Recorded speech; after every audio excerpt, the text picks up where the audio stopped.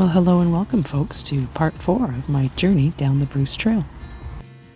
Last time in Iroquoia, and this was at the end of March when we got our second shot of winter.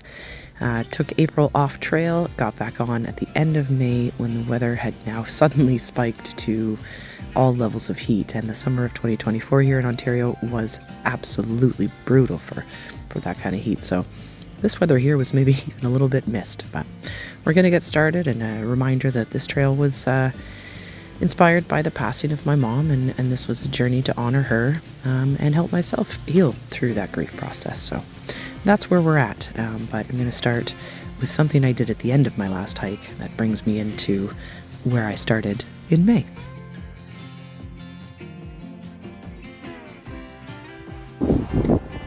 No thank you. Just no thank you. Glad I pee in the woods freely and not in those things. No thanks. Okay, here I am. Last time I was here it was snowing and there was nobody else in the parking lot, but here we are, leaving Mount Nemo. Traffic getting here is shit. Glad they have a toilet here because I had to pee when I got here, and now I got some road walking.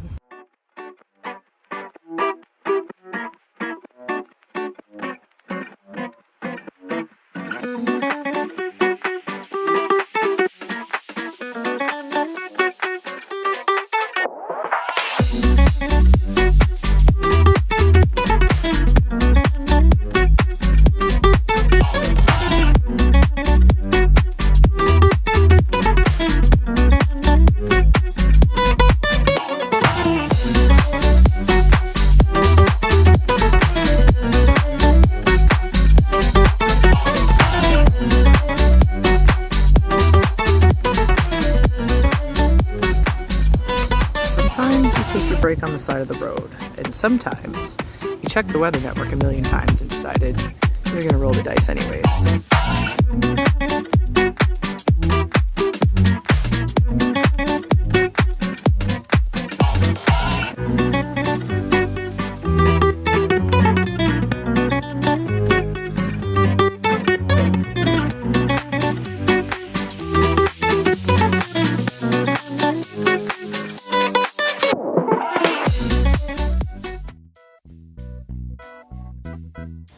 So as I mentioned in my last video, I'd always been into hiking all year round, but as I'd gotten older, as I said, I'd gotten out of that uncomfortable season of hiking, which to me is summer.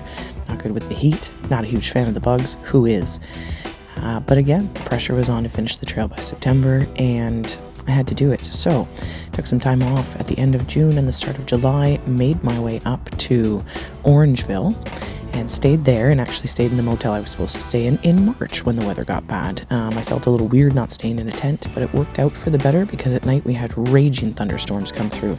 So I stayed safe and I got my hikes done in what was the first heat wave of the season. So we'll get into that. It was an amazing trip. I pushed myself well beyond what I thought I could do, because normally in the heat I give up, I go inside and I find some air conditioning. So this trip was amazing to me in terms of pushing myself and getting myself again out of that comfort zone. You always find the best things when you push yourself out of that. Outside of the Orangeville Motel in Orangeville, well, in Mono really, just about to head to my first hike of the day, getting picked up by trail angels at the end and driven back to the first. I'm headed to Hockley Road.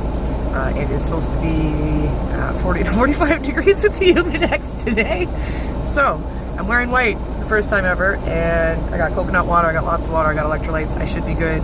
I've never been so nervous for a hike in my life, but thunderstorms push back, so that's good. It's just, I don't like the heat, and it's going to be buggy and hot, so I might end up naked in my bug suit. Wish me luck. Okay, so here I am, same place I was last year. I left here last year, finished here in September. Just got dropped off by a lovely lady named Twyla, who's a trail angel, absolute gem of a human being. Enjoyed our conversation here. She said this is a nice shaded hike and that I should be mostly in the shade until the very end of the hike today. So we're gonna dust off our boots and get walking. Oh, some heavy breathing here.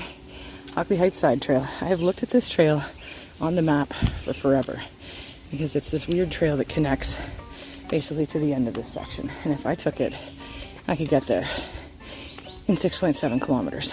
I've also heard that it's a really treacherous trail, but that's not what we're doing, because we're going this way, because we're doing the Bruce Trail.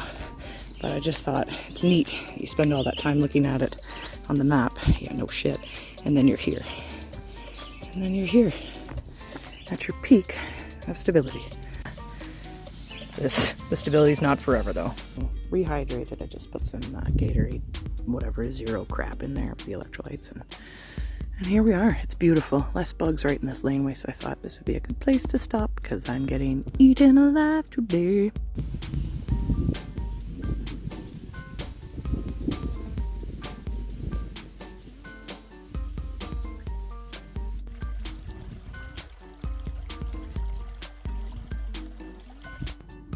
I thought this was a golf course on the map, and then I walked in and it's like, you stay on the trail courtesy of the Hockley Hollow Ski Club, so there's chairlifts.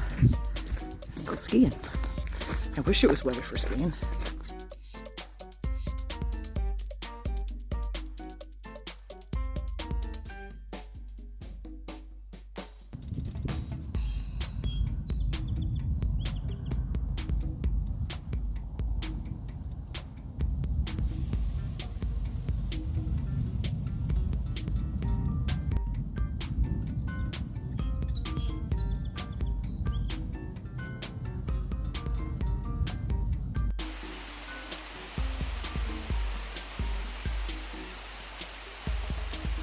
Made it back, yeah.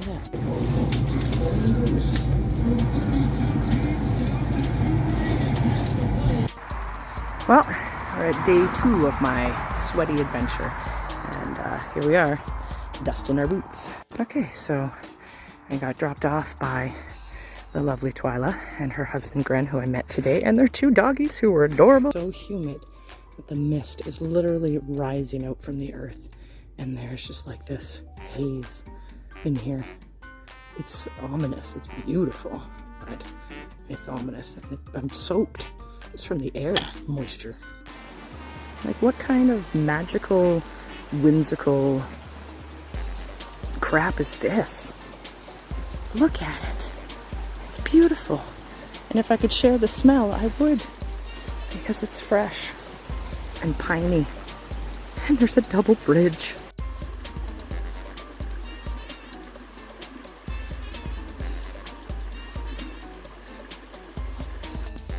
So, here's where I was yesterday when I said there's that weird side trail. So I've gone like, I don't know, 15 kilometers since then on my own. And I could have been cut in half, but that's all right. That's all right.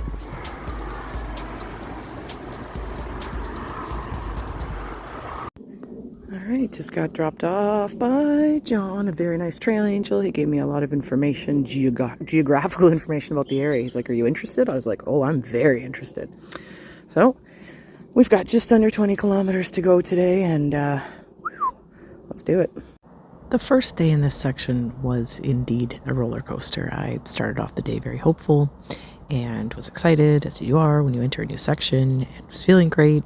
I had gotten to this spot on the map where if you take, this side trail, you can cut 3 kilometers off your day and a loop around the lake. And I did what I always do, which was sat and stared at it and went, well, I could, but what if I did? And then I came to the same conclusion I always do, which is I'd know, whether anyone else did or not, I would know that I didn't do the whole thing. So, of course, I opted to keep going and following the white trail blazes, because that's the Bruce and that's what you do.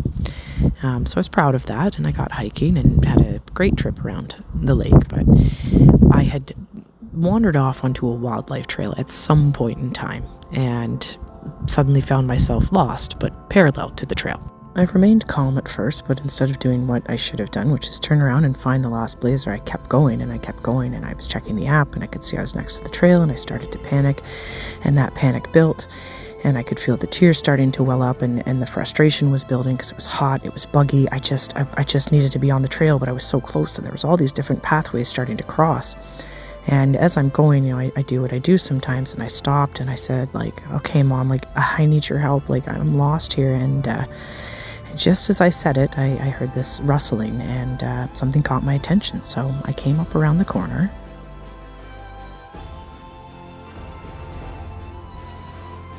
pranced off, and I turned to my right, and there it was, the blaze, and I was on the trail, and it had led me back. You know, there's magical moments on trail where you've put up with bugs and sweat, you're getting a little frustrated and may have just walked through a bunch of spider webs, and then you realize you took the long trail, you went the long way so that you could see this. And then you find a nice beach and you get there and somebody's already been here and they've left you a little present, a little pictograph. Love the Bruce Trail.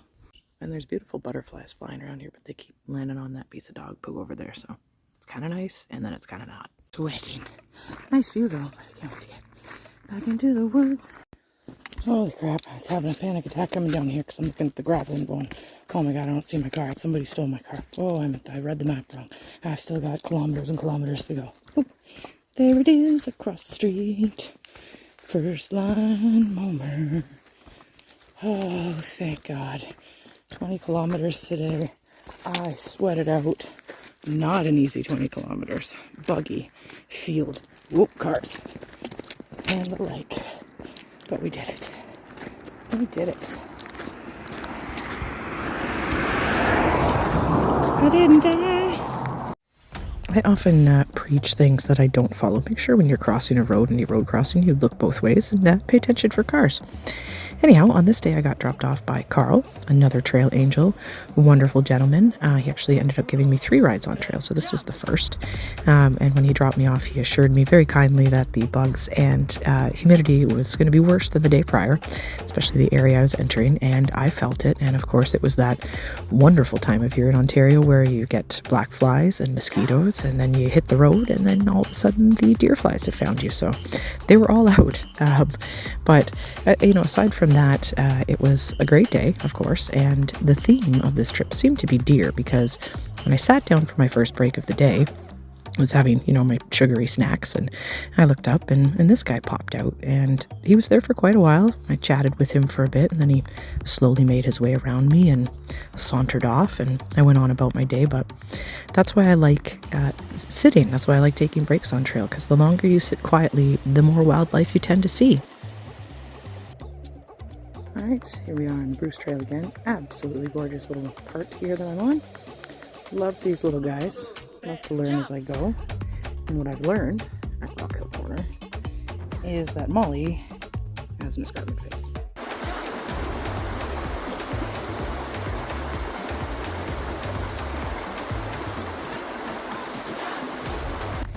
I did it!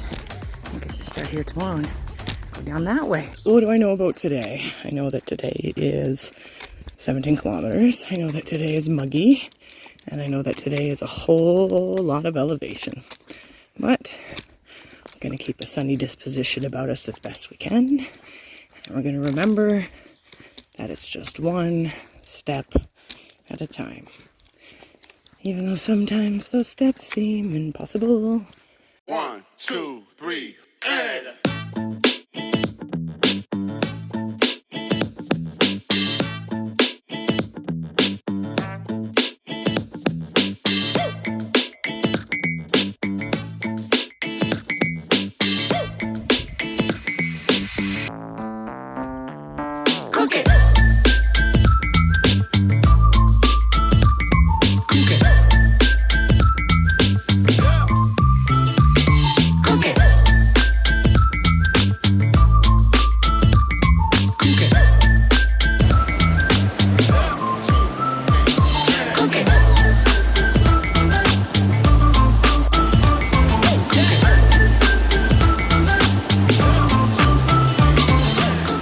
Making my way over a rather buggy and arduous section of trail, but pretty all the same. And I think I'm coming up upon the camp that's on the map because there's some kind of party.